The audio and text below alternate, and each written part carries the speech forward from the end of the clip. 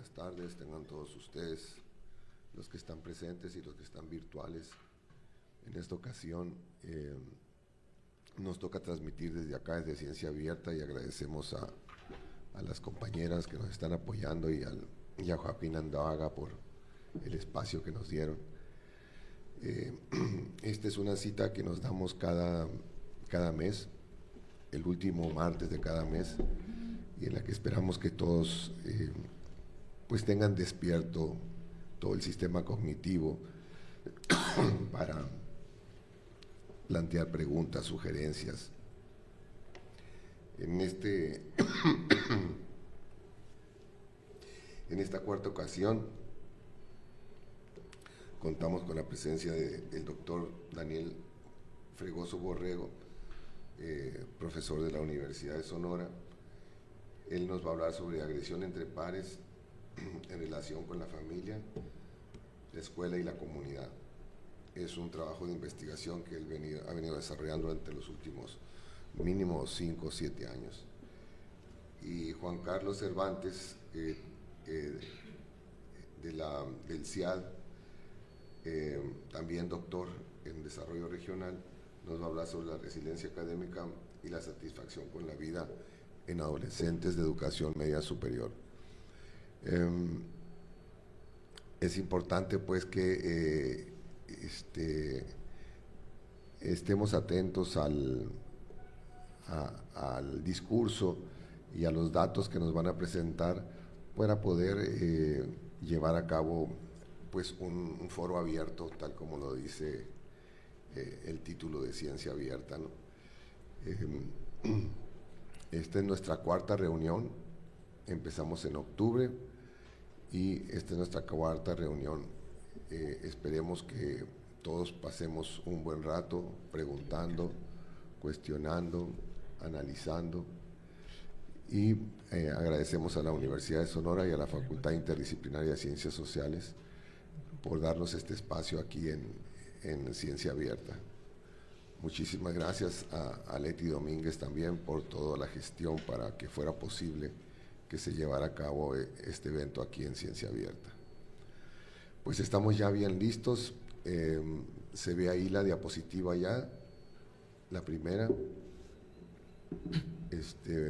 y le damos la palabra al doctor Daniel Fregoso Borrego, que nos va a hablar sobre agresión entre pares. Adelante, Daniel. Muy buenas tardes. Pues primero agradecer el espacio para comunicar pues algunos hallazgos de las investigaciones que se han realizado pues aquí en el equipo también, y pues en lo que se ha enfocado mi trayectoria de una investigación, ¿no? En este caso pues se van a presentar los hallazgos de un estudio, de un artículo que se publicó en Ciencia Ergo Sum, que tiene como título Familia, Comunidad y Escuela relacionadas con la agresión entre pares.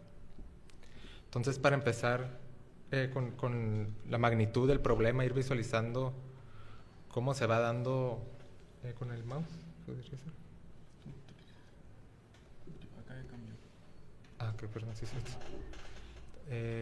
Perdón, para ir visualizando cómo está el problema de manera experiencial, cómo se ha visto en algunas estadísticas, tanto de manera mundial como nacional y estatal. Podemos primero indicar algunas estadísticas.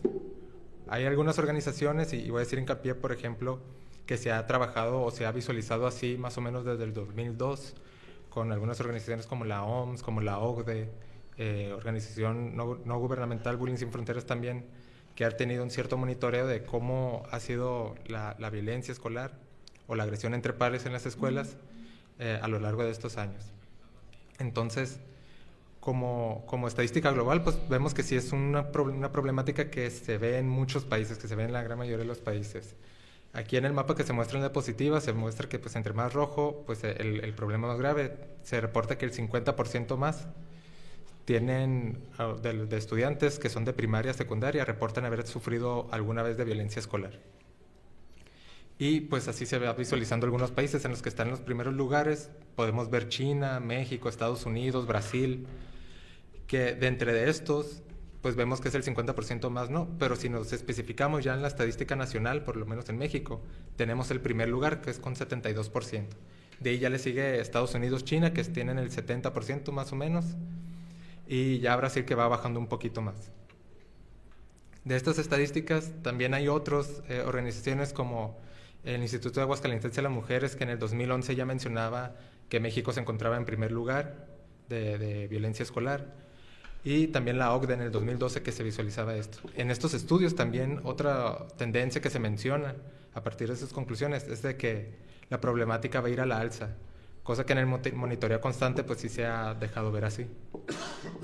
En cuanto al estatal, en Sonora podemos encontrar algunos estadísticos, como por ejemplo el 22% de estudiantes son acosadores. Ahora aquí cambia el porcentaje o cambia el indicador. Estamos hablando de acosadores, no de víctimas, no de personas que reportan haber sido o haber sufrido de violencia en algún momento en su etapa escolar, sino pues de que son acosadores. Quiere decir, o podemos suponer pues que un porcentaje mayor son víctimas. Y otro estudio también reciente que se hizo en el 2019, se presentó en el AMEPSO pasado también, se menciona que el 50% de estudiantes sufren de violencia escolar. Son estadísticas que se van pues empatando con lo que se menciona de manera nacional, que se menciona de manera global. Entonces vemos que sí es una problemática, por lo menos de manera experiencial, presente en nuestra sociedad. Entonces en esta siguiente diapositiva vemos algunas consecuencias también, pues porque es relevante tener o visualizar estas estadísticas, porque podemos tener diferentes consecuencias. En primer lugar, podemos visualizar heridas, problemas psicológicos, emocionales, sociales, esto a nivel personal, ¿no? Lo que le sucede a la persona que sufre esta violencia, lo que sucede dentro de esa persona. Después también tenemos otros problemas, como podría ser la deserción escolar, rendimiento académico, y también lo podemos extrapolar a otros como gastos escolares, de salud, en políticas públicas, capacitaciones, intervenciones, entre otras más. Para especificar un poquito, aquí hay unos estadísticos también. Se menciona que entre el 55 y 77% de los que fueron desertores en la escuela, que tienen deserción escolar, pues mencionan haber sido víctimas o haber sido por violencia escolar, pues, ¿no? También otra ecuación que se hace, una media, es que se tiene un gasto de $17.9 por cada evento de agresión. ¿A qué se refiere este gasto? Pues se refiere a esto que se mencionaba, ¿no? Como por ejemplo despatilización, aspectos de salud, por ejemplo acudir con psicólogos también, los aspectos de políticas públicas, lo que se gasta en capacitaciones, demás. Y otro estadístico también, que este fue el más grande que encontré, pero sí hay otros que también respaldan este porcentaje, es que aumenta el 1530% la probabilidad de suicidio, o la ideación suicida más bien. Adelante. Entonces, viendo este problema de manera experiencial, también lo podemos ya ir aterrizando de manera teórica. Primero, pues aquí se muestra un modelo, el modelo bioecológico de Bronfenbrenner, que se visualizan los microsistemas, los mesosistemas y algunos pilares teóricos o postulados que pueden sustentar lo que vendría siendo la exploración de este estudio.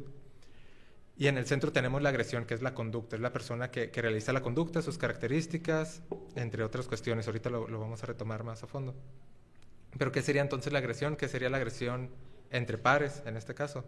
Se considera como la agresión entre pares como aquella pues, conducta agresiva, conducta que tiene la intención de realizar un daño a otra persona, ya sea psicológico, social, físico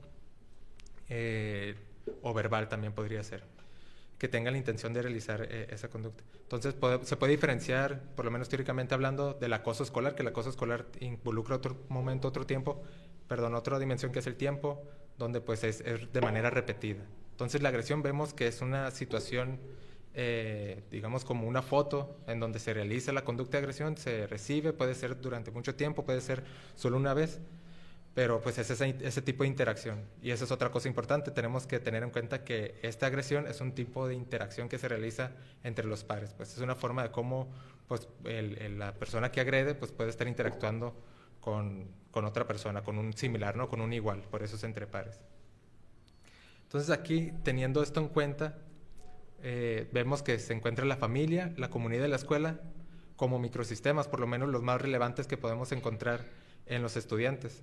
También cabe mencionar que los estudiantes que se enfoca este estudio serían los estudiantes de secundaria. ¿Por qué los estudiantes de secundaria? Pues porque por lo menos en México es donde se encuentra un despunte, pues donde hay una mayor un mayor porcentaje, un mayor reporte de agresión entre pares. Entonces es donde hay más prevalencia, más incidencia de la problemática en la trayectoria escolar.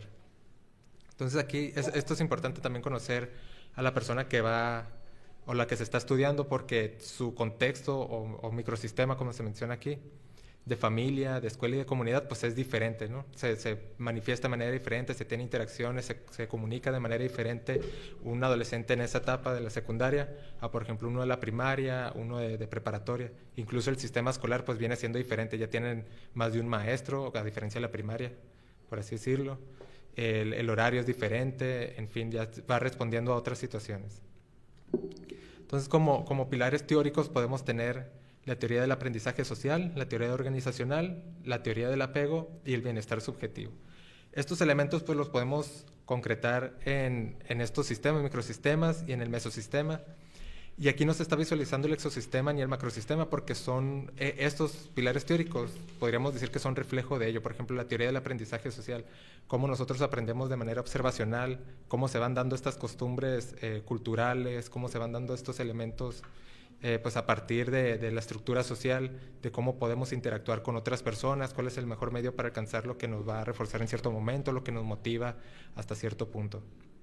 Entonces, eso pues va a ir incidiendo pues en estos tres microsistemas, tanto en la familia, en la escuela, en la comunidad.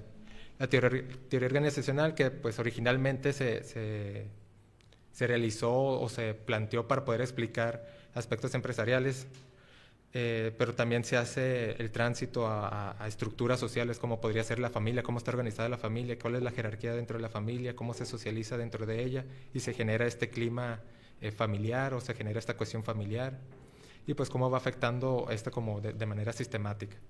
El bienestar subjetivo, cómo nosotros podemos percibir y estar de alguna manera satisfechos con lo que nosotros estamos o inmersos en nuestros diferentes contextos, ¿no? Con la comunidad, con la familia, con la escuela.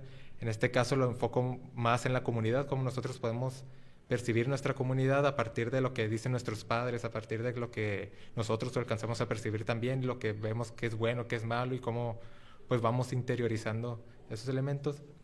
Y también pues recordando que la teoría es bioecológica, también tiene que tener este aspecto biológico o estas características biológicas, que dentro de la teoría del apego pues hace este vínculo de lo biológico con lo psicológico, donde se menciona pues cómo va transitando el apego de las personas a los diferentes, el apego de las personas a sus diferentes pues digamos allegados en los contextos que tienen.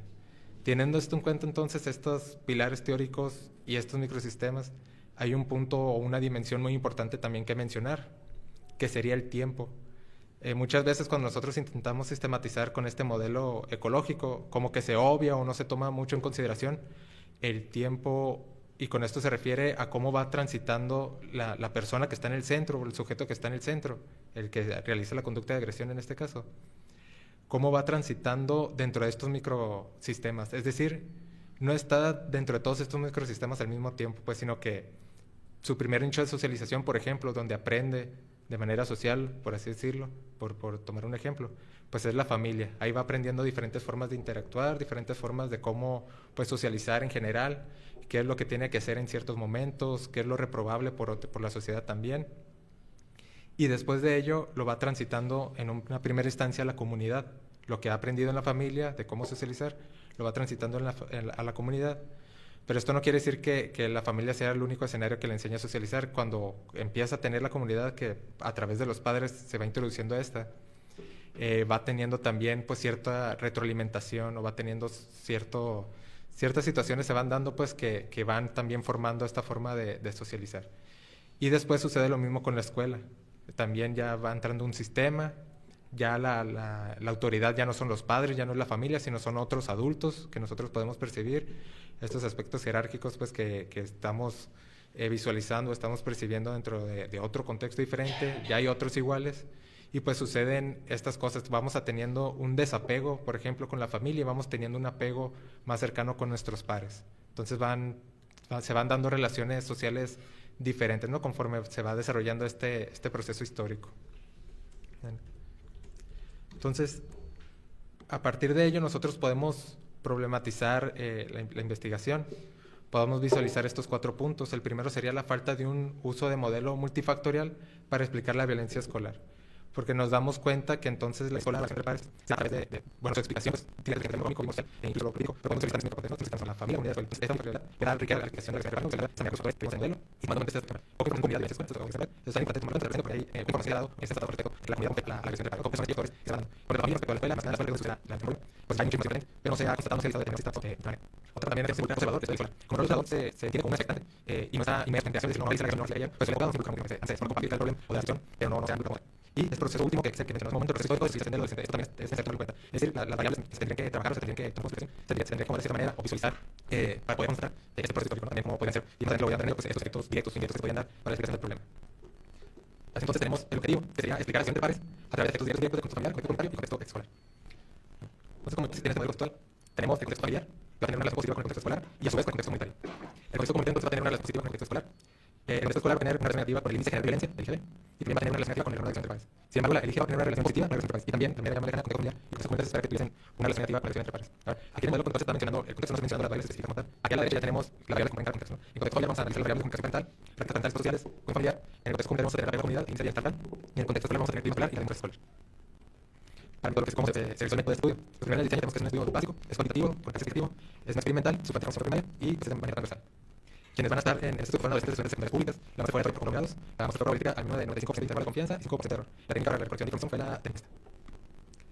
Para tener esto en cuenta la generalidad, para alcanzar esta generalidad, pues, se tomó en cuenta que en el momento de realizar el estudio eran 130.044 estudiantes de secundaria pública en Sonora, que nos da, según la fórmula, para alcanzar la generalidad con 95% de confianza y 5% de error, era de más o menos 385 sujetos. Para este estudio estuvieron 1.195 estudiantes de 55 diferentes y de 9 municipios de Sonora.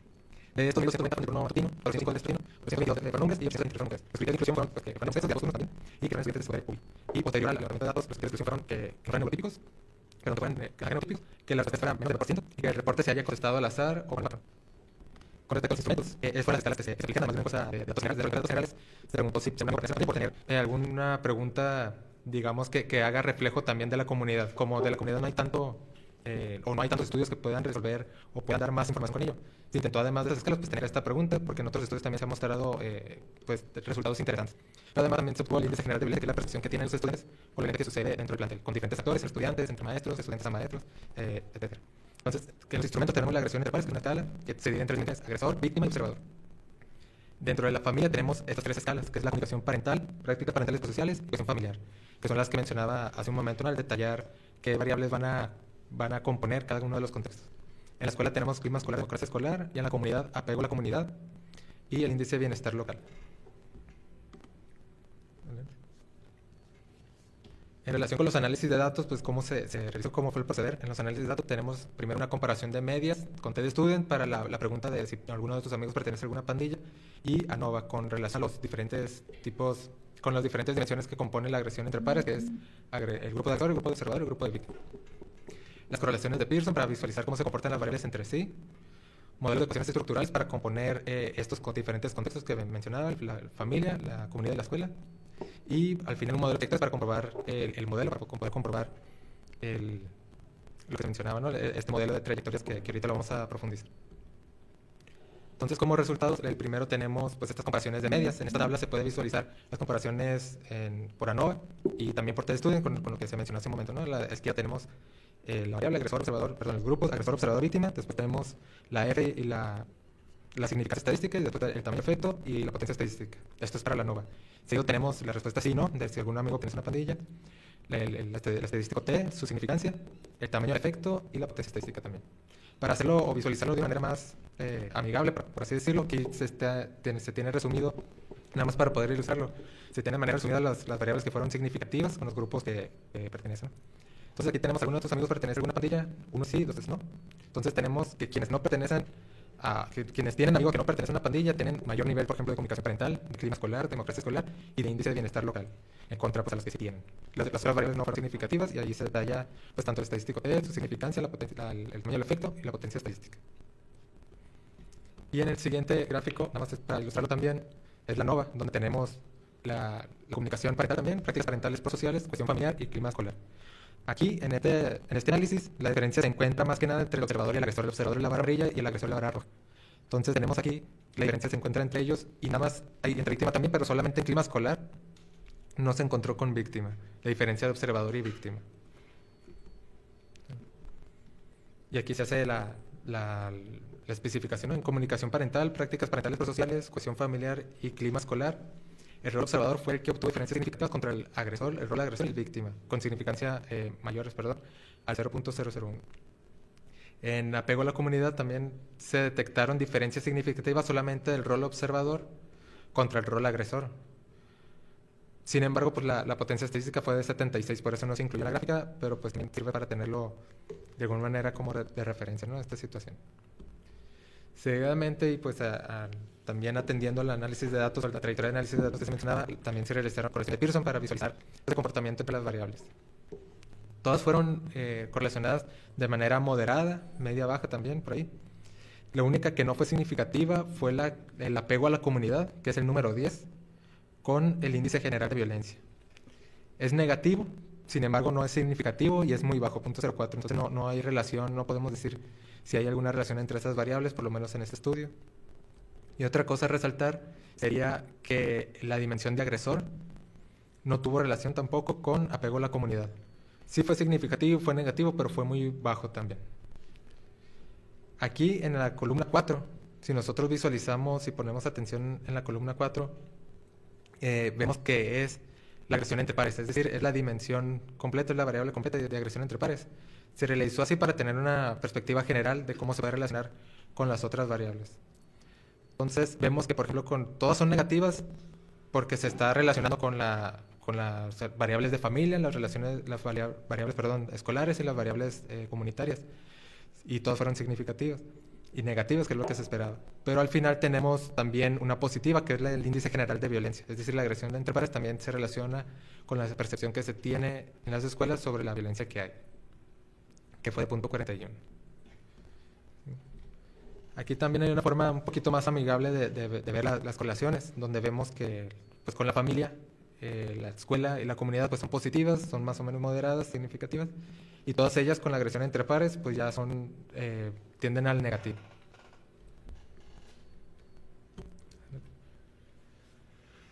Posterior a ello, después de visualizar, de tener alguna perspectiva de las comparaciones de medias, también de tener perspectiva de las correlaciones, se procedió a realizar ecuaciones estructurales para constatar o poder constatar pues estos contextos, ¿no? La familia, la comunidad y la escuela.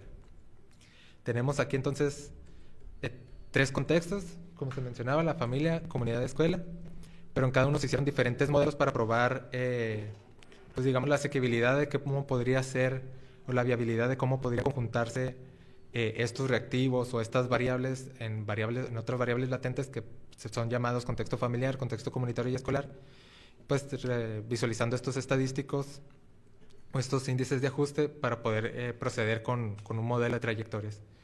Vemos que en todos los casos el último modelo fue el que se ajustó mejor. En el modelo de familia, el número 3, que refiere a 3 variables latentes y que forman un segundo orden para poder explicar algo que se denominó como contexto familiar, pues el que tiene un mejor AIC, también tiene un mejor CMIN, tiene un mejor CFI, REMC y SRMR. Es decir, tienen mejores estadísticos de ajuste y tiene mejor parsimonia. Son más parsimoniosos visualizándolo de esta manera. 3 variables latentes que refieren a comunicación parental, cohesión familiar y prácticas parentales prosociales, cobreando entre sí para poder explicar el contexto familiar. Los otros 2 modelos no son malos, tienen buen ajuste, pero tienen un mejor asequibilidad, digamos, por el AIC. Después tenemos el contexto comunitario, que sucede lo mismo, ¿no? En un primer modelo se intenta visualizar todos los reactivos en una sola variable latente, es decir, un primer orden, pero en un segundo modelo con 2 variables latentes del segundo orden, pues tiene un mejor ajuste. Pero igual también, el primer modelo también tiene buenos valores. Y en el contexto escolar, pues sucede lo mismo otra vez. A partir de constatar estas variables, variables latentes que se formaron a partir de las ecuaciones estructurales denominadas como contexto familiar, contexto comunitario y contexto escolar, se procedió a realizar el modelo de trayectorias. Que este modelo de trayectorias pues, refiere a lo que se mencionaba hace un momento en la hipótesis, ¿no? en el modelo conceptual, que es el contexto familiar, cómo impacta el contexto escolar y a la agresión entre pares. También tenemos otro camino que sería el contexto familiar, al comunitario, después al escolar y pues a la agresión entre pares. Entonces es a través también del IGB. Este modelo en general, pues aquí vemos las relaciones que se tienen, las betas que se tienen son significativas y tiene una explicación del 38%. Aquí cabe resaltar dos elementos. El contexto familiar, el efecto directo que tiene contra la agresión entre pares es de menos 0.03. Se esperaba que fuera negativo, pero no es significativo. Más al ratito dentro de la discusión lo vamos a retomar, pero quería hacer hincapié para tenerlo presente. Y el contexto comunitario también vemos que no es significativo, pero en este caso es positivo. Se esperaba que fuera negativo, aun si no fuera significativo. Pero pues también va a ser relevante tomarlo en cuenta en la discusión. Los demás valores pues sí están acorde a lo que se esperaba, son positivos dentro del contexto familiar, escolar y comunitario, y negativos ante la agresión entre pares y el IGB. Aquí este modelo de trayectorias, cabe mencionar que pues lo más lejano, la variable más lejana sería el contexto familiar, y esto es acorde a lo que mencionamos al principio, ¿no? De cómo es nuestro primer nicho de socialización y cómo va transitando al contexto comunitario, después al escolar, y al final pues en el contexto escolar donde se da esta percepción de violencia que es el IGB o esta conducta agresiva, es el escenario donde se da esas posiciones, pues es la más cercana al fenómeno. Entonces por eso se toma así este análisis de trayectorias y pues de alguna manera se va comprobando. Además de los efectos directos que se muestran aquí, es importante visualizar los indirectos, que aquí vemos que la familia, a la escuela tenemos un efecto de 0.27, el de familia al índice general de violencia de 0.14, menos 0.14, de comunidad al IGB de menos 0.16, de comunidad a la agresión entre pares de menos 0.19, de la escuela a la agresión entre pares de menos 0.12 y de familia a la agresión entre pares de menos 0.15. Entonces, aquí cabe resaltar que el efecto de familia sobre agresión entre pares y sobre el IGB sí vienen siendo significativos, sí vienen siendo negativos, y ya es más relevante la beta, que también es una parte de lo que mencionaba hace un momento, cómo nosotros nos vamos desapegando de la familia, por ejemplo. Pues, sin embargo, todos estos elementos que nosotros vamos aprendiendo de ahí se va dando a través de la comunidad, a través de la escuela, para poder, pues, en este caso, impactar en el fenómeno que nosotros estamos intentando explicar, que es la agresión entre pares. Entonces sí se esperaba que los efectos indirectos de la familia a la agresión entre pares fueran mayores al efecto directo que tiene la familia a la agresión entre pares, dado a estos elementos, digamos, teóricos, ¿no?, que estamos mencionando, y cómo se postuló el modelo conceptual a partir de los aspectos teóricos. Aquí, pues ya al final, cabe mencionar estos aspectos, y voy a retomar primeramente esto que mencionaba hace un momento del por qué el efecto directo de familia y de comunidad no fueron significativos. Pues en un primer momento sería esto que acabo de mencionar, que no está la familia o el contexto familiar no está tan cercano al evento, pues, que se da como tal. Sin embargo, sí se da a través de cómo se da la socialización o este tipo de interacciones en la comunidad, en la escuela, cómo se va aprendiendo de diferentes formas hasta llegar al momento final, ¿no?, que sería el fenómeno de agresión entre pares. Cómo se van dando de esa manera y cómo se va, pues, transitando en diferentes momentos en este proceso histórico de socialización que mencionamos hace un momento. En relación con la comunidad, pues aquí parece ser que aún falta también estudiar o profundizar un poquito más al respecto, teniendo en cuenta también las comparaciones que se hicieron con si un amigo pertenece a alguna pandilla, a lo mejor se tendrían que ver ese tipo de situaciones. Pensando en esta de si un amigo pertenece a una pandilla, y también la comparación que se hizo y las correlaciones que se obtuvieron de la comunidad en relación con el IGB, que no fueron significativos, o que incluso fueron positivos aunque no significativos, sí deja que pensar que cómo se va dando estas interacciones de apego a la comunidad, ¿no? Si el apego a la comunidad se va dando a través, pues, precisamente del pandillerismo, que es una forma de que se puede generar comunidad o que se puede generar apego con respecto a una zona geográfica que representa o simboliza, pues, esta comunidad, y cómo se puede ir relacionando, pues, este pandillerismo también a estas conductas violentas, o cómo se va aprendiendo dentro de la comunidad estas interacciones agresivas y cómo transitan a la escuela, ¿no?, como mencionamos hace un momento. Es decir, pues sí se encuentran a lo mejor pues apegados a su comunidad, pero a partir de ese tipo de interacciones que mencionaba yo desde el principio, que no hay que perder de vista que la conducta agresiva es un tipo de interacción. Otra forma también, o otro aspecto que tomar en cuenta sería que el rol observador lo tenemos que comenzar a visualizar como alguien actuante y no expectante, porque también se ha demostrado, se ha visualizado que el rol observador se puede dividir también en diferentes formas en función a cómo actúa en el fenómeno. Si defiende a la víctima, si apoya al agresor, si va y menciona, por ejemplo, o le comenta a los profesores sobre la situación, si solamente lo evita o se queda visualizando. En fin, el rol observador sí se puede visualizar de diferentes formas a partir de su situación y no solamente con el observador. Siendo así, entonces, si nos quedamos solamente con el observador como alguien expectante y lo queremos medir dentro de una encuesta, por ejemplo, o una escala validada, confiabilizada y demás, se diluye esa especificación. Entonces, la relación que puede tener el observador medido de esa manera se puede perder o se puede solapar, digamos, con las otras variables. No vamos a poder, por ejemplo, yo esperaría o se esperaría pues que un observador defensor del víctima tenga mejores valores con la comunidad, tenga mejores valores con la comunicación parental. Sin embargo, un observador agresor se espera que tenga menos valores con ellos. Entonces, aquí con lo que quiero decir, lo que quiero explicar, es que sí se necesita especificar el rol observador para poder detectar estos elementos. Y pues nada, pues decir que el contexto escolar como una resulta ser una ventana pues de oportunidad para poder atender la problemática, porque es la situación en donde ocurre la violencia. Es donde nosotros podemos seguir educando, ya ahorita mencionaba que también los sujetos tienen o comienzan a separarse el apego de su familia y demás, y comienzan a tener un mayor apego con sus pares. Entonces, aquí con sus pares, pues en la escuela es una buena forma de encontrar esas relaciones, de encontrar esas oportunidades de poder trabajar. Y para finalizar, pues tenemos los alcances y limitaciones que se pueden resumir en estos puntos. Como alcances, pues tenemos un mapeo actual de la situación de violencia escolar en relación con el estado del arte y sus vacíos del conocimiento.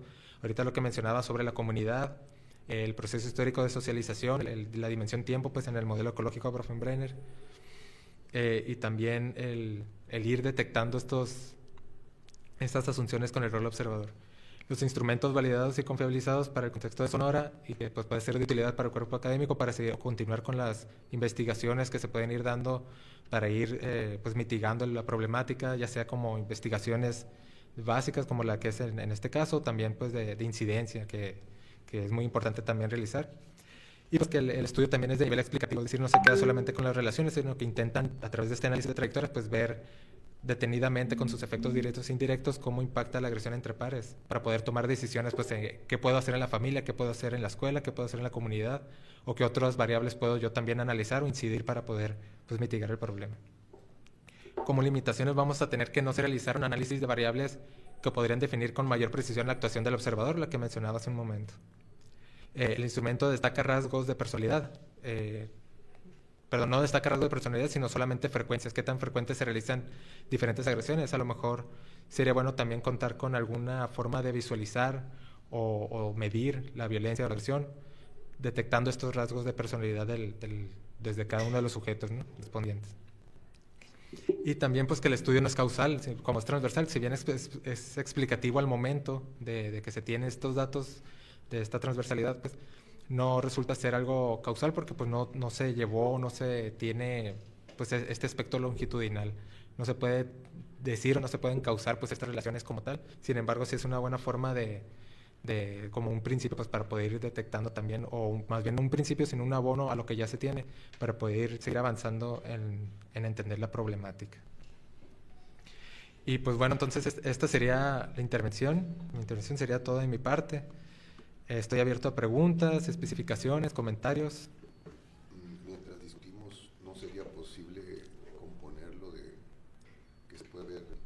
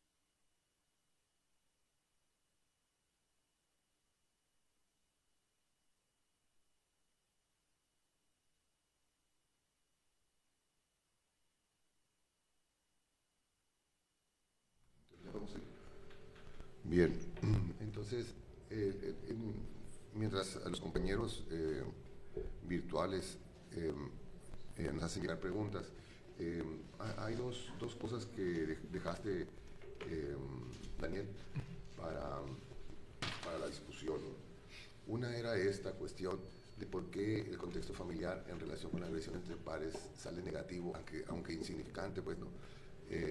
Y mientras que el contexto comunitario sale positivo para la agresión entre pares, ¿no?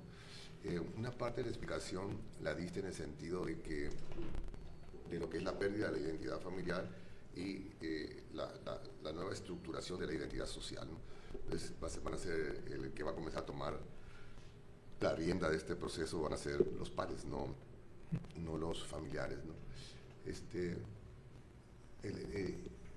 Pero entonces, y también eso explicaría el valor tan alto de beta del contexto comunitario con el contexto escolar comparado con el contexto familiar y contexto escolar. ¿Cómo es esa explicación? Porque parece compatible una con la otra, ¿no? Sí, también es este proceso dentro de estos tres elementos, contexto familiar, comunitario, escolar, como lo mencionaba al inicio, pues del contexto del proceso histórico de socialización, donde el primer nicho es la familia, después pasa a la comunidad y después a la escuela. Precisamente aquí también en el comentario que realiza el doctor Vera, se visualiza eso. Si vemos, tenemos el contexto familiar al comunitario, una beta de punto 48, la cual es mayor, por ejemplo, a la de familia a la escuela, que es de punto 23. Entonces, quiere decir que, bueno, lo que menciono, propongo, pues es que el comunitario está más cercano a la familia, que es la primera microcontexto al donde se introduce a través de la familia, y posteriormente la escuela. Por lo que el comunitario está más cercano a la escuela, y por eso su beta de punto 57 también. Es la propuesta que se hacía, ¿no? Entonces sí coincide también con lo que se mencionaba. La otra cuestión que dejas ahí planteada, y que me parece que por ahí ya Ángela Garda y Denise han venido ya buscando esa respuesta, es la que tiene que ver con los rasgos de personalidad. O sea, ¿por qué los rasgos de personalidad pudieran ser importantes en estudios sobre agresión entre pares? Sí, bueno, al final de lo que comentaban, ¿no? Que a lo mejor los rasgos de personalidad se tendrían que también considerar, no solamente la frecuencia con la que se realizan las conductas, estas conductas agresivas, pues que si de alguna forma sí es buena para poder medir o contabilizar qué tanto se da su incidencia, prevalencia y demás.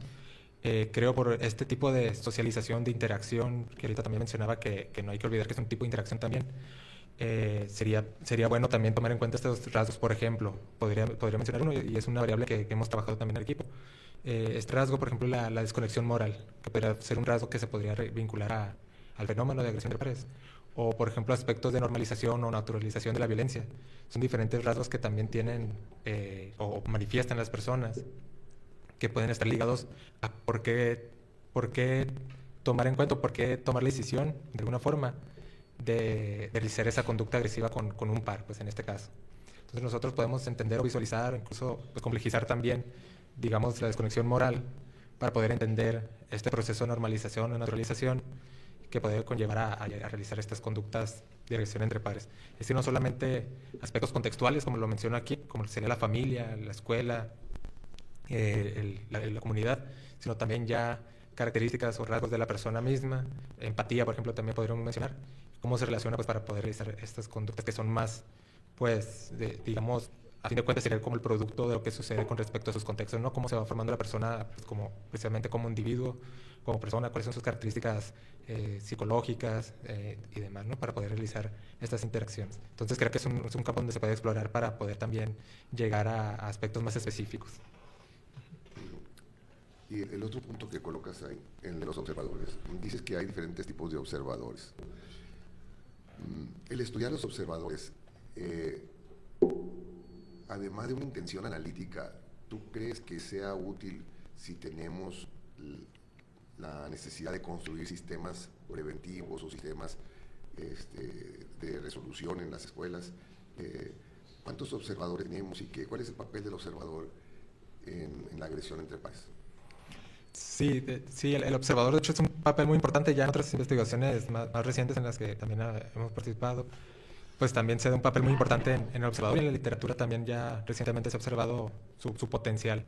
Se menciona que dentro del fenómeno de agresión entre pares, el observador es el que tiene el mayor potencial de mitigar la violencia. No está, o sea, también está el potencial, pues obviamente en el contexto, ¿no? Por ejemplo, las personas, los adultos, los que tienen la responsabilidad alrededor de... pero quienes se enteran primero, por ejemplo, de la agresión, quienes van a reprobar esa conducta, quienes la van a festejar, son los mismos observadores. Entonces, sí tiene este gran potencial de poder trabajar, y sí hay algunas intervenciones, algunos programas o políticas que se han realizado en donde se focalizan en el observador, para poder construirlo como un observador defensor. Es quien va, es la primera persona, son las primeras personas que se dan cuenta del evento, son los que dan el público, son el público que refuerza o empodera de alguna manera también al agresor para poder dar, en cierta forma, espectáculos, se menciona ahí en la literatura, que lo refuerza, ¿no? Pues para poder seguir cometiendo estos actos de agresión.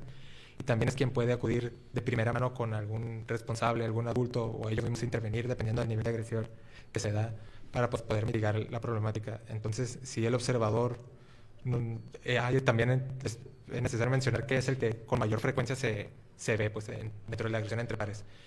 De agresores hay un porcentaje, se mencionaba que por ejemplo el 22% son acosadores, no, es menos del 50%, pues, de víctimas pues son también, ahí varía, menos del 50%, pero de observadores pues son todos los demás que se encuentran dentro del evento, ¿no? Podríamos hablar a lo mejor de un 70%, 80% de los sujetos que se encuentran inmersos en la agresión entre pares, en el fenómeno. Entonces sí es donde se encuentra un gran potencial para poder mitigar la problemática como tal. Muy bien, muchas gracias. No tenemos preguntas, ¿va? de los...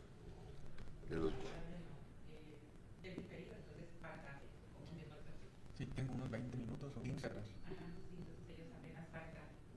Minutos. ¿Y qué hacemos? Continuamos con...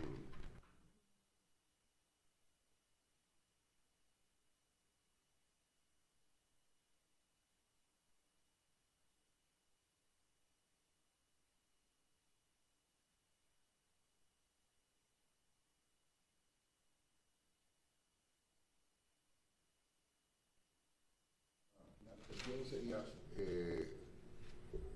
Daniel, en base a los hallazgos de este estudio y en base en general a la buena cantidad de estudios que has estado desarrollando sobre familia, comunidad, escuela y agresión entre pares, siempre surge la pregunta, ¿no? ¿Qué les dirías a los maestros?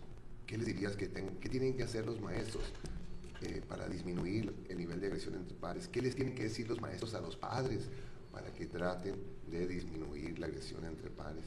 ¿Qué tiene que hacer el poder público o el gobierno municipal o el gobierno local para que la comunidad tenga condiciones y pueda disminuir la agresión entre pares? Pues no, porque estamos viendo pues que la comunidad, lo mismo que la familia y la escuela, es un triunvirato, ¿no? Los tres están dirigidos a la agresión entre pares. ¿Cuál sería tu visión en base a los datos obtenidos hasta la actualidad?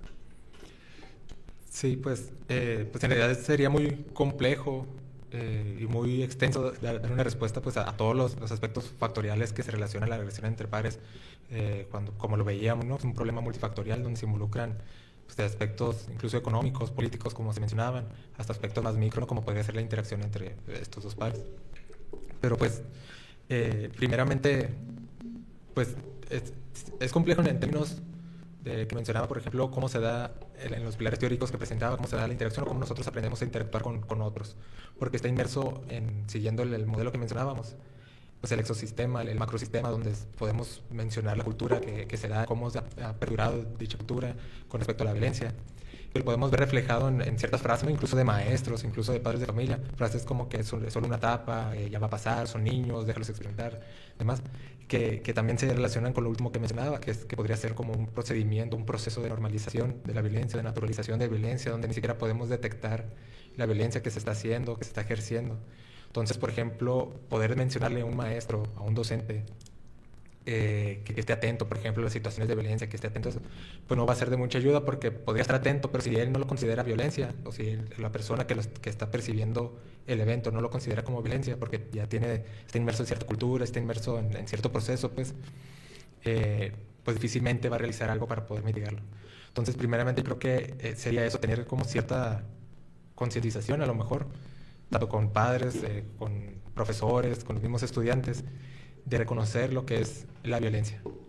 Por ejemplo, en otro estudio también se había visualizado y se tuvo un dato de que se hizo un pre-post de una intervención del Programa Nacional de Convivencia Escolar, en donde pues uno esperaría que se viera o se percibiera menos violencia después de realizar la intervención, pero por ahí hubo una comparación en donde nada más en una parte del programa se visualizó que se percibía más violencia, y era porque el programa sí funcionó. O sea, no quiere decir que no haya funcionado, sí funcionó, pero precisamente ayudó a concientizar, precisamente ayudó a detectar estos elementos de violencia, pues. Entonces ya nos acercamos o nos estamos rozando esta parte que menciono de normalización o de naturalización de la violencia, ¿no? Pero conforme nosotros vamos incidiendo de esta manera, por ejemplo, el Programa Nacional de Convivencia Escolar o algunos otros programas que se enfocan pues en estos aspectos, como mencionaba, que la escuela es una ventana de oportunidad, pues que poder incidir en ello, ¿no?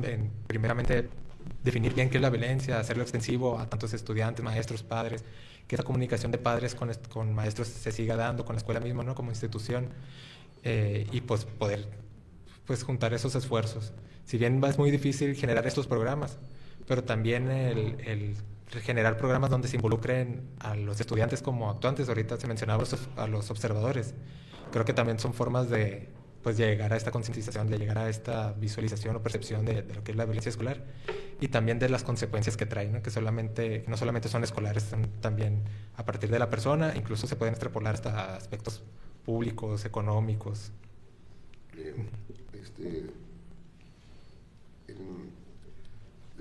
Creo que la respuesta es clara, pues, o sea, deberíamos empezar con la desnormalización de comportamientos violentos que están ya normalizados, y que, como tú dices, cuando trabajas con un programa de intervención, lo primero que sucede es que sube la percepción de violencia, porque ahora ya entendí que el que me pongan apodos es violencia, el que me jalen de los pelos es violencia, el que me empujen en las escaleras es violencia. La doctora Denise me pregunta que si desde tu punto de vista los observadores tienen diferencias en la forma en que son impactados según el tipo de observador. O sea, por ejemplo, si los alentadores tienen mayor o menor impacto a diferencia de los defensores. O sea, hay una diferencia en cuanto al tipo de impacto que hay sobre ellos. Sí, a ver si entendí bien la pregunta. Si tiene impacto, ¿qué será el fenómeno? Es decir, ¿quiénes tienen más impacto? Por ejemplo, si los observadores alentadores o los defensores, ¿cuál tiene más impacto para que se dé el fenómeno? Creo que por ahí va la pregunta. Bueno, pues por un lado los alentadores, pues en sí, si nosotros comenzamos a ver los rasgos o las características del rol agresor, pues su principal rasgo es que se sienta empoderado. Si él no tiene elementos para poder realizar la conducta de agresión, ya sean físicos, por ejemplo, si no es muy alto o no tiene buen peso o demás, puede encontrar otras formas de empoderarse, por ejemplo, popularidad, seguimiento de otras personas, que ese seguimiento de otras personas o esa popularidad que le empodera de alguna manera para poder cometer esta conducta agresiva, entre otras características, ¿no? Que podemos visualizar también cómo pueden detectar características del víctima, es decir, saber que no le va a hacer nada, entre otras cuestiones. Bueno, pues aquí el observador alentador, pues sí tiene mucha incidencia, pues sí tiene mucho impacto para que se dé el fenómeno. Entonces, también una forma de trabajar en estos programas es, pues, teniendo en cuenta eso, que el público permite que se dé esa interacción violenta, y que los alentadores estén ahí para poder seguir dando digamos, esa interacción, pues también va a ser importante. Por otro lado, el defensor, pues si bien es observador, también es en cierta forma parte del público, es alguien que no quiere que se dé esa interacción, pues va a hacer lo posible para que no se dé. Entonces también es muy importante tomarlo en cuenta, o dotar a lo mejor de habilidades a los observadores en general, sin importar si son defensores, alentadores, a los que están presentes dentro del fenómeno, a lo mejor de ciertas habilidades de actuación, habilidades sociales para poder, pues, digamos, intervenir de cierta manera, ya a lo mejor directo, de manera indirecta, avisándole a alguien, pero que pueda, pues, darse este fenómeno o se pueda mitigar de alguna manera. Pues muchísimas gracias, mi estimado Daniel. Te agradecemos mucho, y vamos a dar paso a Juan Carlos Gutiérrez para que presente su presentación sobre resiliencia escolar. Muchísimas gracias. Buenas tardes.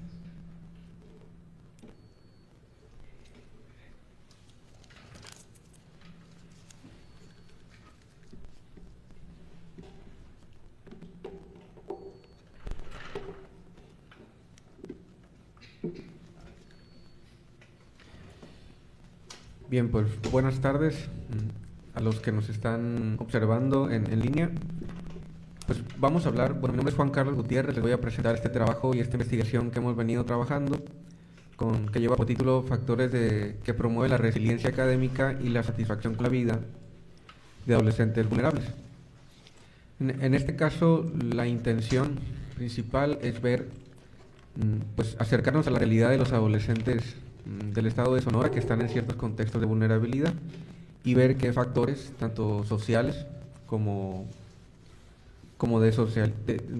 psicoemocionales, pueden estar afectando en su capacidad para resistir a esta misma adversidad contextual, ¿no?, que más adelante voy a mencionar. Primeramente quisiera comenzar con una conceptualización de la problemática, en este caso contextual, que pasan los adolescentes de forma general en México. Y una de las principales problemáticas que se observan son los índices de abandono escolar, de reprobación, deficiencia terminal, la tasa de terminación, que estos indicadores pues fueron aumentando con la pandemia. Algunas investigaciones nos mencionan que estos estudiantes que están en estas problemáticas también están en riesgo de estar en otro tipo de situaciones más complejas, como desempleo y pobreza, encarcelamiento, divorcio o separación, maternidad temprana, mala salud. Ya de forma, ya no tanto en una cuestión escolar, también hay otras problemáticas relacionadas a la edad, como algunos sentimientos o conductas impulsivas, sentimientos de soledad, baja autoestima, la violencia escolar que acabamos de ver también, situaciones relacionadas a adicciones, los embarazos tempranos y el matrimonio adolescente. De forma más específica, cada una de estas problemáticas que les voy a mencionar, pues cada una de ellas que como para darnos una idea cuál es la situación actual de esta población en específico. En términos de salud mental, entre el 10 y el 20% de los adolescentes experimentan problemas en este sentido de salud mental, muchos de los cuales no son diagnosticados ni tratados adecuadamente. Por otro lado, hay una ideación suicida, que el porcentaje de adolescentes de 10 a 19 años que alguna vez pensaron en suicidarse aumentó de 5.1 en 2020 a 7.6 en 2022. Lapso que también sabemos que se atravesó esta era pandémica, ¿no? En mayor medida, eran en este caso, las niñas y mujeres adolescentes son las más afectadas en este tema de ideación suicida. Por otro lado, el acoso escolar, de los 11.7 millones de adolescentes de 12 a 17 años que asistían a la escuela, pues el 28% reportó haber sido víctima de acoso escolar, sea cual sea esta en su representación, ¿no?, ya sea física, psicológica, entre otras. También hay bastante consumo de sustancias, más en este tipo de contextos vulnerables, en donde hay mucha carencia socioeconómica, digamos, pues el consumo de sustancias se exacerba. Por otro lado, el embarazo adolescente, en 2014, 1 de cada 8 nacimientos correspondió a madres adolescentes de 15 a 19 años. La violencia sexual es otro de las problemáticas. 8 de cada 10 víctimas de delitos sexuales son mujeres. Además, 4 de cada 10 víctimas de violencia sexual tienen menos de 15 años y una tercera parte de las víctimas son menores de edad. Lo que acabamos de mencionar son problemáticas relacionadas a la escuela, en términos de deserción escolar, entre otras, y relacionadas a la edad. Sin embargo, también podemos problematizar a partir del conocimiento que se tiene acerca de la investigación y las políticas públicas. Y en este caso, los esfuerzos del gobierno mexicano, digamos, han ido encaminadas a estrategias basadas en insumos fácilmente cuantificables, como pues, apoyos económicos, libros de texto, pues, entre otras. Y asimismo la investigación sobre éxito académico pues, ha sido predominantemente con competencias académicas, nivel socioeconómico, escolaridad de los padres y el tipo de institución educativa. Y a pesar de que sabemos que esto impacta en la educación y el éxito académico de los adolescentes, pues es poco lo que aportan a programas preventivos y a un afrontamiento positivo a las dificultades a las que se enfrentan en el día a día. Más adelante ya hablaremos sobre una reflexión sobre estos contextos de vulnerabilidad, porque existe una crítica como ¿por qué poner la responsabilidad en el adolescente descuidando las políticas? Pero precisamente más adelante hablaremos de esto. Bien, para ir ya acercándonos a la conceptualización teórica de lo que conocemos como resiliencia, que es la variable que estábamos buscando explicar en esta investigación. Resiliencia viene y tiene diferentes áreas de abordaje. Comienza con otro tipo de ciencia como la física, explicando por qué algunos materiales se hacían más duros cuando los sometían a bastante presión, ¿no? En vez de desaparecer, pues se volvían más fuertes. La psicología toma este concepto y lo comienza a utilizar para explicar por qué algunas personas que habían pasado por diferentes situaciones difíciles durante su infancia o que estaban en condiciones de trauma, de guerra o algo así, pues tenían después de esto vidas de éxito o lograban salir adelante. Y es así como surge el concepto de resiliencia, que viene de resistir a ciertas adversidades, ¿no? Se fue traspolando a otras áreas del conocimiento como la medicina, las empresas y organizaciones, hacia problemáticas sociales, trastornos psicológicos.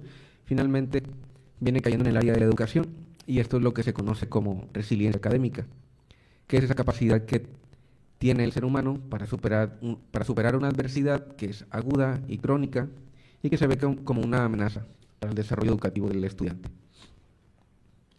Esta resiliencia se compone tanto de cuestiones cognitivas, como de qué forma aborda el adolescente, en este caso, diferentes problemas, pero en cuanto a sus pensamientos, ¿no?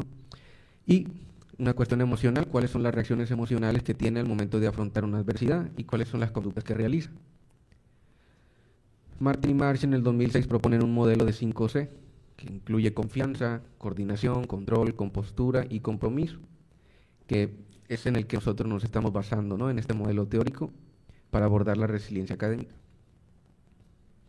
Antes de recurrir a plantear hipótesis y plantear cuáles eran las variables que más influían en esta capacidad de resistir de los adolescentes, pues nos abocamos a realizar una investigación exhaustiva acerca de qué factores, tanto de socialización, psicológicos y emocionales, influían en esta capacidad, ¿no?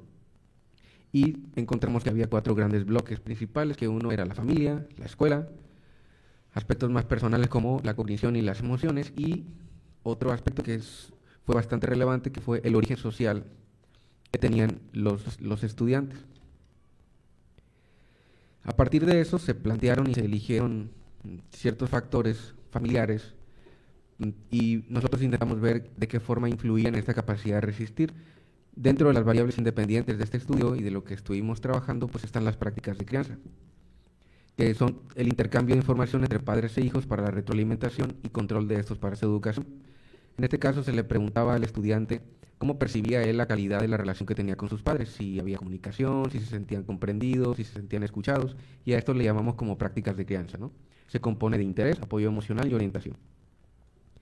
En cuanto a los factores escolares, utilizamos la variable de clima escolar, y en este caso pues le preguntábamos al estudiante cómo se sentía con la relación con sus profesores, con los alumnos, con las condiciones del plantel, si había percibido violencia en su educación de preparatoria. En este caso, más adelante mencionaré la muestra.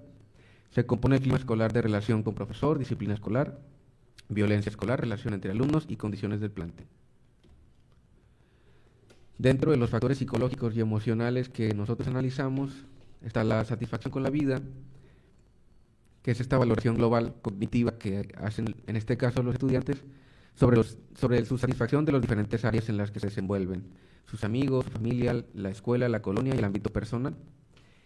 Y evaluamos también estas competencias emocionales que se evalúan en educación media superior y que se trabajan según ciertas políticas públicas, y son estas 5: autoconocimiento, autorregulación, autonomía emocional, conciencia social y toma de decisiones. Para efectos de esta investigación solamente tomamos lo que es el autoconocimiento, la autorregulación y la autonomía emocional, ya que son, según la literatura, son las variables que más se ponen en evidencia en la edad adolescente. Como mencioné también, el origen social, según la revisión que realizamos, es un factor importante tomar en cuenta cuando hablamos de resiliencia. Que no podemos hablar de resiliencia o una situación si no abordamos la situación vulnerable en la que están, o si no medimos la situación vulnerable en la que están los estudiantes. Para eso evaluamos el origen social, que se refiere a la posición que ocupa un individuo en el espacio social en función del grupo o clase social del que proviene. Y tiene que ver con los diferentes capitales que hereda o adquiere una persona a partir de su familia y entorno. Cuando hablamos de capitales, según Bourdieu, acerca de esta teoría, se refiere a las condiciones materiales de existencia, como el acceso a recursos económicos, disposiciones culturales, redes sociales con las que cuenta la persona. En este caso, nosotros para este estudio evaluamos estos 3 capitales: el económico, el familiar y el escolar. Más adelante les presento los indicadores que utilizamos para medir estos capitales. Este primer estudio, que fue la revisión que nosotros hicimos, sistemática, es una investigación que ya está publicada, ustedes la pueden revisar si quieren profundizar en el tema. y tratamos de identificar qué factores, ¿no? Como les comentaba, qué factores estaban asociados y qué metodología habían utilizado estos estudios.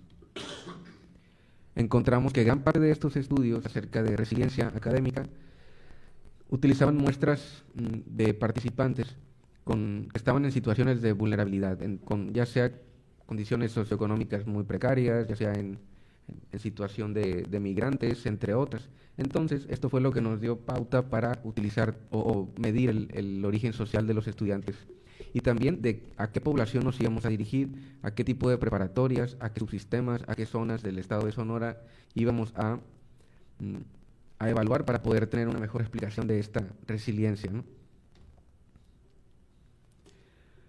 Bien, cuando seleccionamos las preparatorias, nosotros, en el afán de dirigirnos a esos lugares más desfavorecidos, utilizamos estos indicadores como los niveles de marginación que nos dice la Secretaría de Economía de México.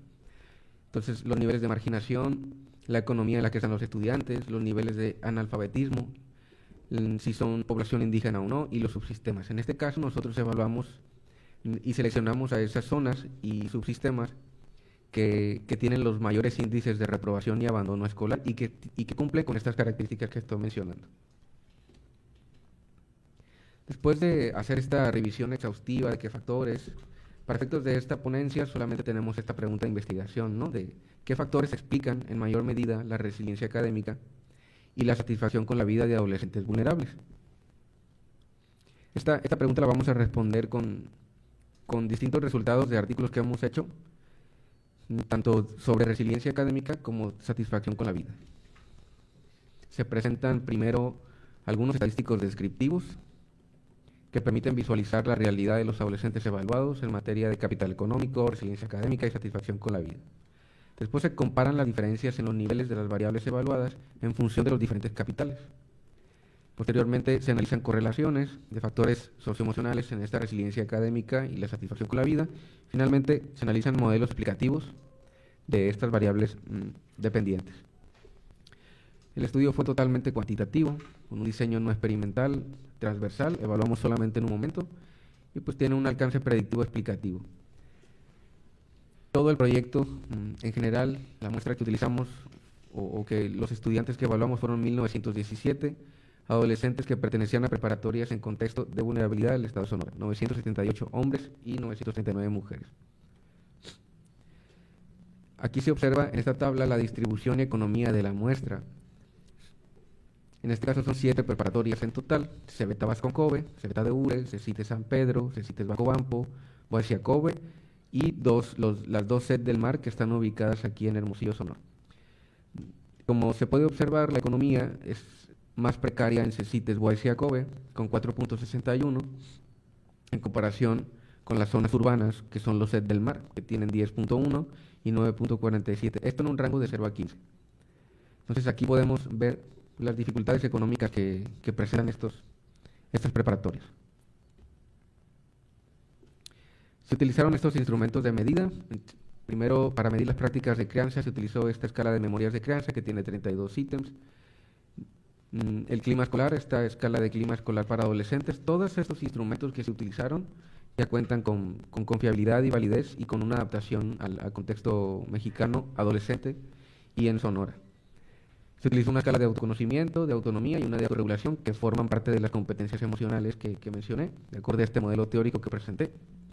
La satisfacción con la vida es una escala multidimensional que evalúa las 5 áreas en las que se desenvuelve el adolescente, ¿no? Y la resiliencia académica son 2 escalas distintas, una que evalúa aspectos positivos y otra negativos, que presentaré en esta diapositiva. Como podemos observar, la resiliencia académica positiva, para cuando presente los resultados poderlo visualizar de mejor forma, se compone de dos factores: perseverancia y adaptación. La resiliencia académica negativa en este caso fue unidimensional y los índices de bondad de ajuste nos dieron aceptables para dar por válida y confiable esta escala. Estos son los resultados de un artículo de validación que también hicimos para poder medir de forma confiable este constructo. Cuando estemos hablando de resiliencia académica, estas fueron las preguntas que nosotros les hicimos a los adolescentes para poder darnos una idea de qué hablamos, a qué nos referimos cuando hablamos de resiliencia académica. Un ejemplo sería: Ante una situación hipotética adversa que se le plantea al estudiante, se le pregunta, ¿usaría la situación para motivarme a mí mismo? Y el nivel de acuerdo que está con estas afirmaciones. Otro ejemplo sería, haría todo lo posible para dejar de tener pensamientos negativos, trabajaría más fuerte, trataría de pensar en nuevas soluciones, continuaría intentando. Que, como les comento, estos 14 ítems evalúan tanto perseverancia como adaptación. La resiliencia académica negativa son ítems o son reactivos que evalúan respuestas o conductas que haría el estudiante, digamos, negativas o que pondrían en riesgo su éxito académico, como simplemente me rendiría, pensaría que mis posibilidades en la universidad son pobres, probablemente me sentiría deprimido, entre otros. Estos fueron los 3 capitales que nosotros medimos en cuanto al origen social. Primero está el capital escolar, que lo evaluamos con el índice de reprobación, el promedio de secundaria y el promedio actual. El capital económico lo evaluamos con los servicios, aparatos y medios digitales, si recibe algún apoyo económico y el número de habitaciones que cuenta en el hogar. El capital familiar lo evaluamos con la escolaridad del padre y madre y se le preguntaba al estudiante qué nivel de importancia le daban sus padres a sus propios estudios, es decir, se le preguntaba directamente, ¿qué tan importante es para tus papás tus estudios? Primero se realizó una revisión de literatura, después un estudio piloto, se validaron los instrumentos.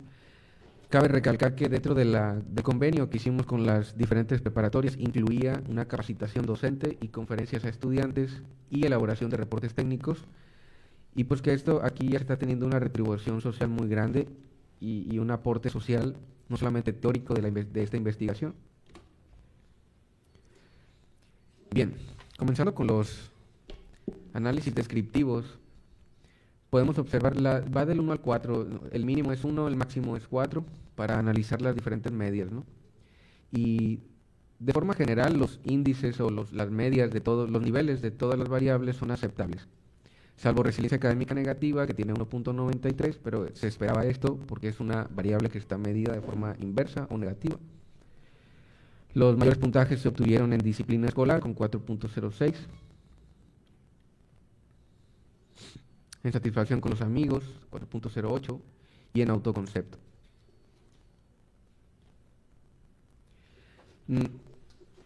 Estos resultados son relevantes, los quise mostrar aquí porque ya comenzamos a analizar estas comparaciones según el capital familiar, los que tienen un bajo capital familiar y los que tienen un alto, y analizando las medias. Como observamos aquí, cuando vemos la comparación según el capital familiar, casi todas las variables salen con una diferencia significativa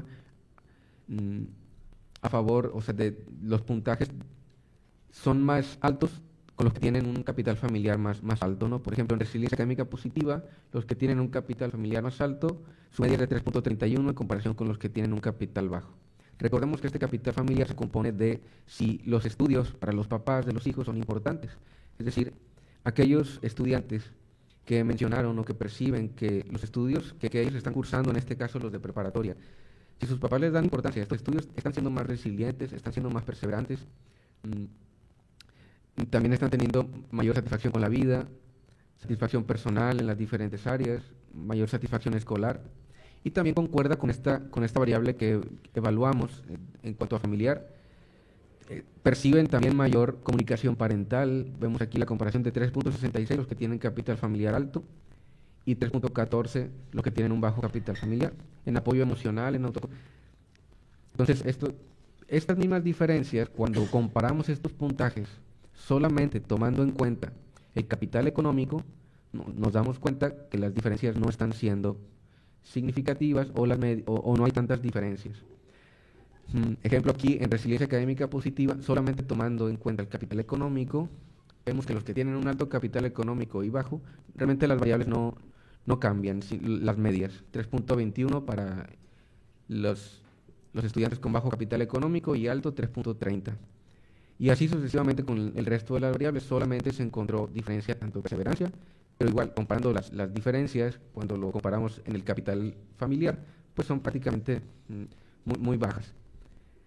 En violencia escolar no cambió, tampoco, en resiliencia académica negativa. La otra diferencia que se obtuvo fue en satisfacción con la vida general, en comunicación parental y en apoyo emocional. Son las diferencias que sí resultaron ser significativas. También en autoestima Pero como comento, no son tan altas estas diferencias como cuando comparamos el capital familiar. Posteriormente nos dimos a la tarea de formar grupos de resiliencia académica dividimos grupos tomando en cuenta dos indicadores, primero el origen social y después los puntajes en la escala de resiliencia académica. El origen social, formamos grupos, en este caso los resilientes van a ser considerados los que tienen un alto capital escolar, es decir, que no están reprobando, que tienen altas calificaciones o altos promedios, y los que tienen un bajo capital económico y familiar. Y los no resilientes serían los que tienen bajo capital escolar, pero tienen un alto capital económico y familiar. Los grupos de resiliencia académica, desde los puntajes en la escala, se tomaron como grupos el cuarto cuartil, el más alto, y en este caso van a ser los resilientes y los no resilientes el cuartil 1.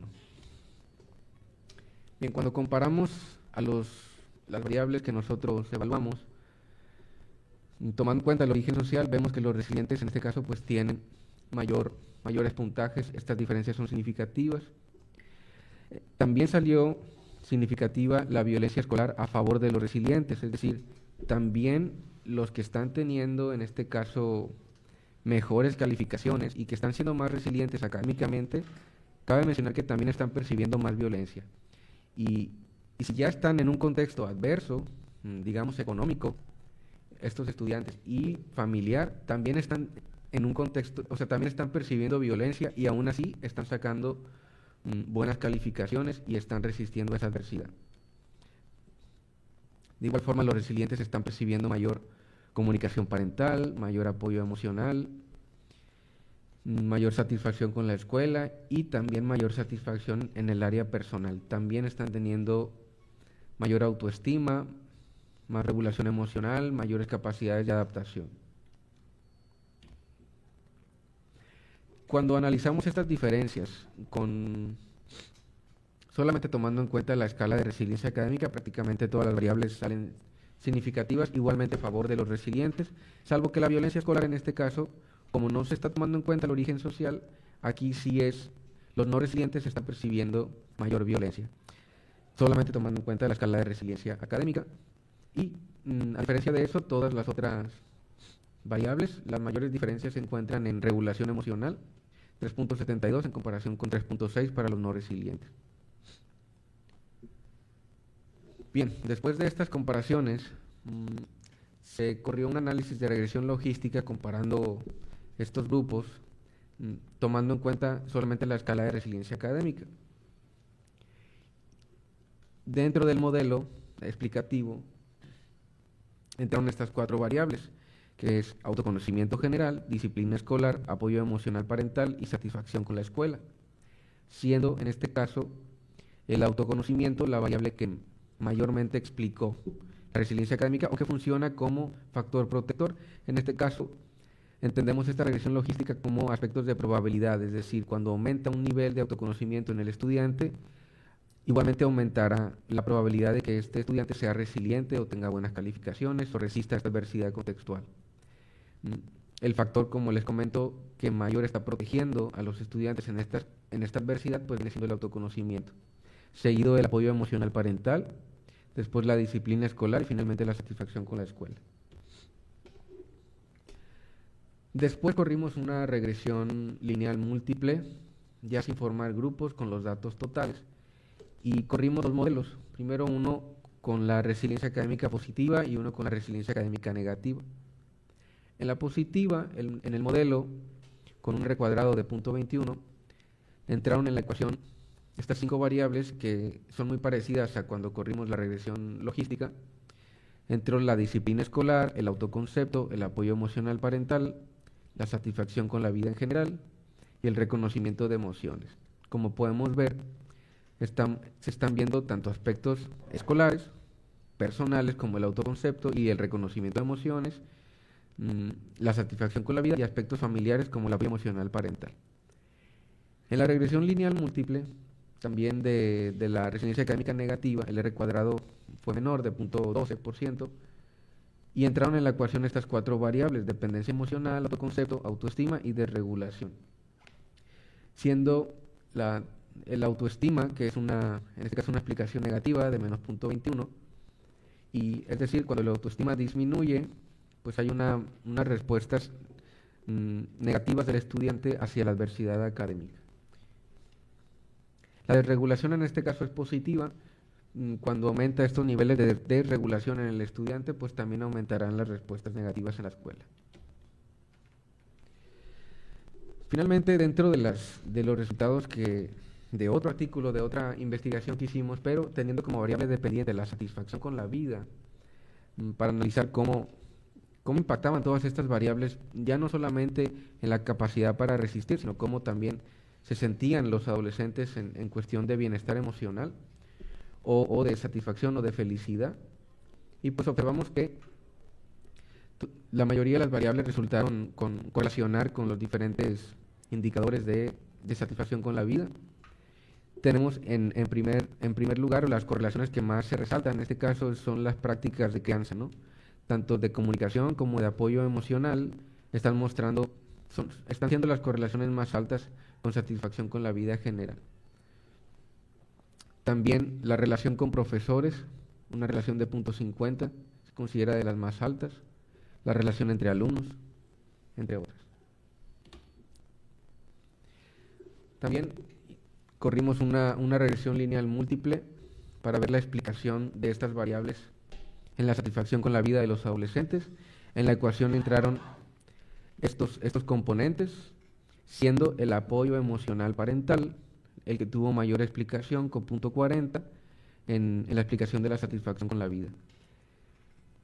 Es decir, pues aquellos estudiantes que están percibiendo un apoyo por parte de sus padres en cuestiones de comunicación, de validación, pues se están sintiendo también más felices, que están sintiendo mayor comunicación, también mayor regulación emocional, autoestima, que perciben una calidad, digamos, con la relación que tienen con profesores, que reconocen y diferencian bien sus estados de ánimo y la relación con alumnos.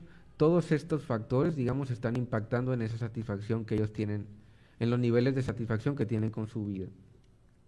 El R cuadrado fue de 0.60, que es bastante alto en este sentido.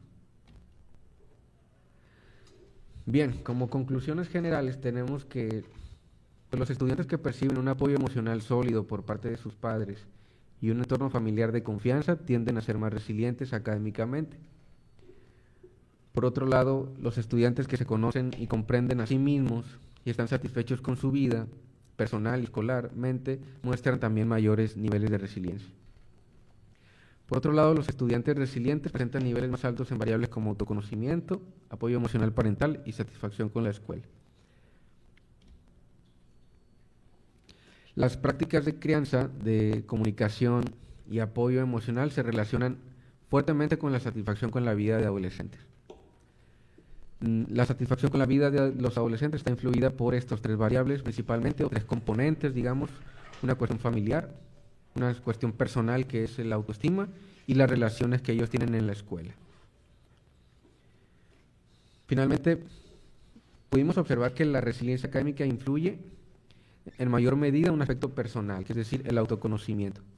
Cuando la situación se está tornando muy complicada en el área escolar, que están pensando en desistir, digamos, si está fallando el contexto en cuanto al origen social, que es adverso en estos adolescentes, y está fallando también la cuestión familiar, y está fallando la cuestión escolar, digamos que lo que pudiera rescatar en esta cuestión, lo que nos están diciendo los datos es el autoconocimiento, o sea, la capacidad para conocerse a sí mismo, para tener un plan de vida, entre otros. Y en cuanto a la satisfacción con la vida, lo que más está influyendo es la calidad de las relaciones con los padres, que se sientan apoyados con las personas que viven en casa. Dentro de las recomendaciones que surgen a partir de esta investigación, promover el involucramiento de los padres en el desarrollo educativo de sus hijos, porque estamos observando que tiene un gran impacto, desarrollo de programas sobre los factores que conforman esta resiliencia académica, un instructivo para padres y docentes sobre validación emocional e intervención en crisis. Dentro ya del trabajo de campo había muchas solicitudes u observaciones por parte de los profesores que nos hacían acerca de los graves problemas de salud mental a los que ellos se presentaban con los estudiantes. Entonces era una de las peticiones, digamos, que ellos, o necesidades que pudimos observar. Y como estamos observando que el apoyo emocional está siendo muy importante para los adolescentes, esta percepción, pues los temas de validación emocional podrían ser de mucha ayuda. Ahorita voy a poner algunos ejemplos para visualizar de qué forma podríamos trabajar este aspecto. El diseño de un manual que también ellos estandarizado, digamos que ellos pudieran tener a la mano, pudiera ayudar a que ellos pudieran practicar estas habilidades con los estudiantes y con ellos mismos también. La evaluación constante de estas variables también podría darnos un panorama acerca de en qué áreas es necesario intervenir en este tipo de contextos. Una de las cuestiones en cuestión, porque ya estamos hablando de que los papás están siendo muy importantes en este bienestar de los adolescentes y en su capacidad para resistir. Entonces vale la pena tomar en cuenta las cuestiones culturales que se conocen acerca del apoyo que los padres dan a los hijos. Y sabemos que por una cuestión generacional ellos tienen una idea acerca de lo que significa apoyar a los hijos, pero en la investigación está saliendo que los estudiantes necesitan un apoyo no económico, no de otro tipo, sino emocional, ¿no? Entonces, si vamos a hablar de apoyo emocional, hay temas de validación que son muy comunes en la sociedad y que se ve muy común en los adolescentes. Por ejemplo, hay frases como que los papás dicen que pueden hacer sentir más incomprendidos a los adolescentes o más invalidados. Por ejemplo, cuando están pasando por una situación adversa, es común escuchar como no es para tanto, es solo una etapa, asociar su problemática a una cuestión hormonal o que forma parte de la etapa por la que están pasando, que si bien sí se sabe que influye la cuestión biológica, pues hay otras situaciones por las que están pasando. Hay otras frases de invalidación como solo dale la vuelta a la página, deja de pensar en eso, ya ha sido mucho, ¿no crees? O no llores, no sirve de nada. O podemos hablar de algo más importante, pero mira todo lo que tienes en la vida. Y esta es otra cuestión muy común que se ve, ¿no? Que los adolescentes se sienten invalidados porque pues, los adolescentes están recordándoles constantemente las facilidades que tienen, las experiencias que a ellos les tocó vivir y que ahora ellos tienen, digamos, otras oportunidades. Y esto, pues paradójicamente, aunque sea una buena intención, que no es que los papás estén mal, sino que es un tipo de educación y es una cuestión generacional, cultural, y por eso es necesario la intervención en cuanto a la psicoeducación, digamos, de este tipo de temáticas. Otro de los aspectos es que los papás suelen asegurar bastante el estado de ánimo de los adolescentes, como yo soy tu papá o tu mamá, yo sé que es lo mejor para ti. Y son aspectos, cuando dimos las conferencias a los estudiantes, cuando hicimos estas pláticas o estas intervenciones, nos dimos cuenta de que los adolescentes, pues es muy común que sientan estas afirmaciones, estos sentimientos, que poco ayudan. Algunos ejemplos de validación podrían ser, bueno, al escuchar todo esto ahora entiendo un poco más tu situación, o debe ser muy difícil estar pasando por esto, o agradezco que me tengas la confianza para contarme este problema que tienes, estoy aquí para escucharte, tiene sentido que estés enojado, triste o pienses en morir. Muchas de hablamos de la problemática y la ideación suicida que está presente. Entonces, si los adolescentes las estadísticas nos dicen que hay esta problemática e igual los docentes nos están comunicando esto, vale la pena intervenir con este tema de validación en cuanto a las emociones de apoyo, de comprensión, de escucha activa, entre otros. Otros ejemplos serían te acepto así, tal cual eres, aún con eso que piensas y sientes. Creo que si yo estuviera pasando por eso, quizá también me sentiría igual.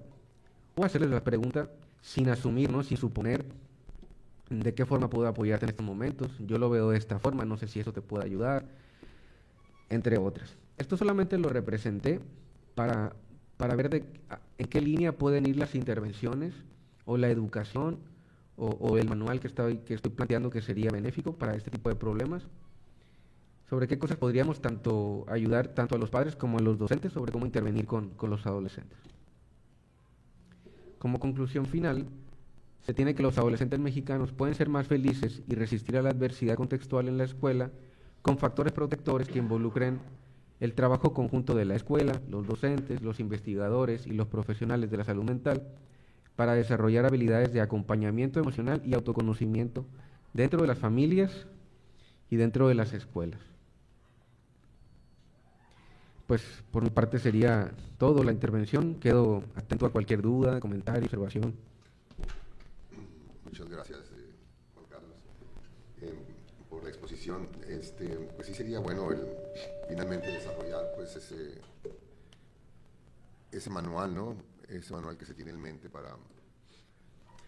sobre todo para los CECITES y los CES del mar, eh, algo que se deja ver en el estudio, pues, es el asunto de que los alumnos con resiliencia académica, sí, se perciben también con mayor nivel de satisfacción en la vida y perciben mayor apoyo parental.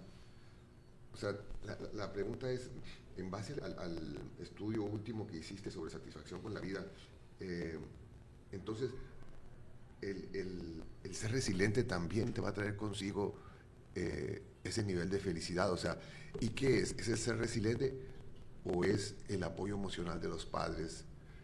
Porque el ser resiliente es tener una serie de habilidades para enfrentar la adversidad, ¿no? Entonces, tener esas habilidades para enfrentar la adversidad te hace que tengas mayor satisfacción con la vida y que percibas el apoyo de los padres, ¿no? Entonces, la pregunta es cómo sucede ese triángulo, o cómo se tiene idea de que sucede ese triángulo entre satisfacción, resiliencia y apoyo emocional. Sí, es una interacción, como lo menciona, como un triángulo, porque si un estudiante termina siendo resiliente y termina su escuela y logra superar esas adversidades, el pensamiento que termina teniendo el adolescente en este caso es lo logré, pues, o sea, logré pasar por esa situación y eso genera un nivel de satisfacción con él mismo, con las diferentes áreas que se envuelven. Entonces aumenta la seguridad, la autoestima. Por eso esas variables como que se empiezan a ver en los modelos. Autoestima, autoconocimiento, autoconcepto. Y ahora, la familia en este caso, digamos que pudiera estar detrás de estas habilidades porque es una de los aspectos principales. Si en este caso este apoyo familiar estuviera totalmente escaso, las habilidades resilientes se pondrían en riesgo y posteriormente los niveles de satisfacción con la vida terminarían siendo afectados como consecuencia. Es así como con todos estos análisis que he visto, tanto los de correlación, los comparativos y los modelos explicativos, es lo que se logra ver. Porque en el modelo de UNICEF sobre resiliencia general, ¿no? Habla de 3 factores, ¿no? El amarse a sí mismo, el sentirse parte de un grupo y tener un plan de vida. Y yo me refería a la satisfacción. Y me parece que ese triángulo que has descrito tú describe esos 3 factores, porque tú lo dijiste ahorita, cuando él se siente, cuando el alumno resiliente se siente satisfecho con la vida, se siente satisfecho con sus logros.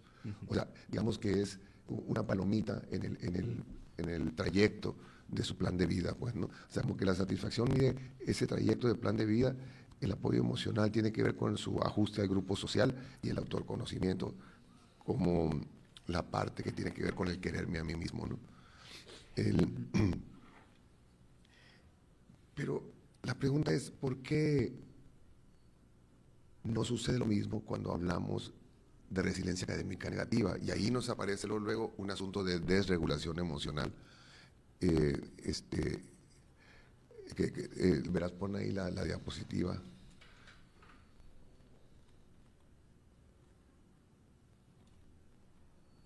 Ahí está, mira, sí. Y claro, el nivel de explicación es de punto 12, mientras que en la positiva es de punto 21, ¿no? Entonces aparece la autoestima, el autoconcepto como negativo, la dependencia emocional, ¿no? Es que quede claro que no es lo mismo que apoyo emocional, ¿no? Y de regulación. ¿Será que se tienen 2 tipos de resiliencia o deberíamos de trabajar solo con el continuo de la resiliencia positiva?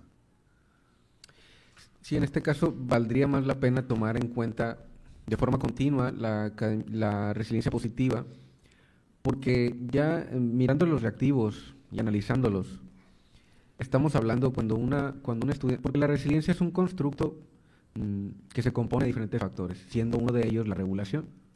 Entonces es muy congruente que un estudiante que está desregulado pues no esté siendo o esté siendo negativamente resiliente.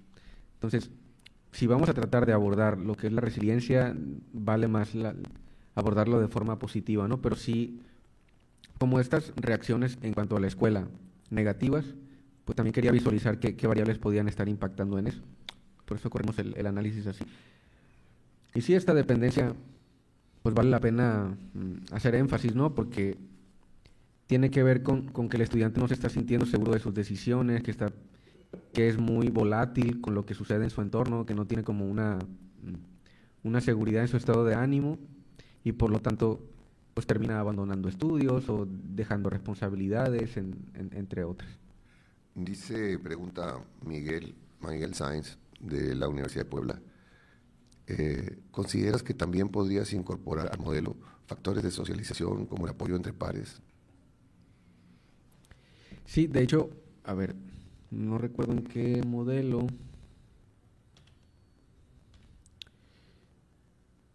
Dentro de la satisfacción con la vida, sí podemos observar, por ejemplo, la relación entre alumnos, que sí está influyendo en esos niveles de satisfacción, hablando solamente de satisfacción con la vida, ¿no? En cuanto a la resiliencia académica, la relación con alumnos no mostró explicación, no entró en el modelo. Pero pues sí, sabemos que en la escuela pues son un tipo de relaciones, quizás valdría la pena incluir otro, aunque también esos reactivos como de satisfacción con los amigos, pues tampoco entró en esos niveles de explicación de la resiliencia.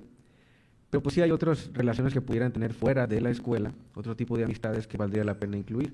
Pero en este caso en particular, sí se incluyeron pares, pero no mostraron explicación en este caso.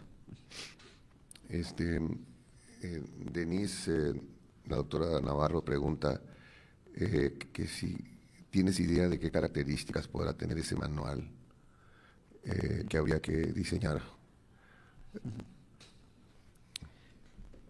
Sí tengo bastantes ideas. Lo que pasa es que ya hay bastantes como instructivos, por ejemplo, estas habilidades socioemocionales para educación media superior y para básica, todo lo que es educación básica. Sin embargo, pues estos manuales estas intervenciones no han sido muy eficaces en la educación mexicana. Y los mismos profesores nos lo dicen por las condiciones estructurales que hay, por las dificultades que tienen. Y estos manuales serían el que yo estoy planteando sería algo mucho más práctico, que tenga características de intervención en crisis, formas de qué hacer, qué cosas, qué frases decir para que el estudiante se sienta más acompañado y no tan juzgado, digamos, ante diferentes situaciones emocionales por las que atraviesa o diferentes cambios. Y es eso, porque los docentes, en particular los docentes tienen esas dudas, o sea, ¿qué hago cuando el estudiante llega y me pregunta esto? Cuando el estudiante le da una crisis de ansiedad, cuando el estudiante no sabe qué carrera tomar y me está haciendo esta pregunta y tiene mucho miedo de su futuro, o está muy confundido, o tiene problemas en casa, o sea, ese tipo de manual, no tanto de habilidades muy generales, sino los problemas específicos que se están observando, tanto de ansiedad, de depresión, de ideación suicida, de acompañamiento emocional. Esas son las características que yo visualizo ese manual con ese tipo de prácticas docentes. Sí, menos un manual de tipo Sandbox, ¿no? De cómo mejorar tu existencia, sino más bien con una serie de aplicaciones en el aula con los padres, ¿no?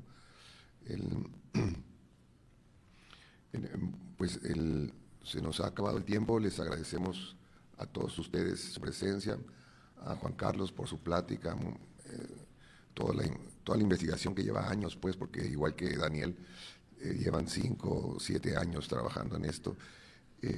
Y bueno, les invitamos pues para que el 25 de febrero estén aquí para escuchar a Karen con un tema sobre autolesión en adolescentes, y a Miguel Ángel Sáenz con un tema sobre inclusión en educación superior.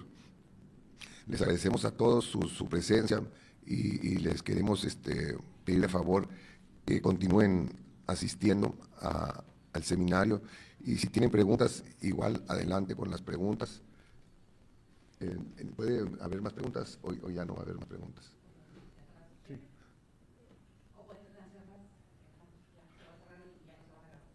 Pero ya se terminó la grabación también para ellos allá. O sea, ellos van a poder mandar preguntas.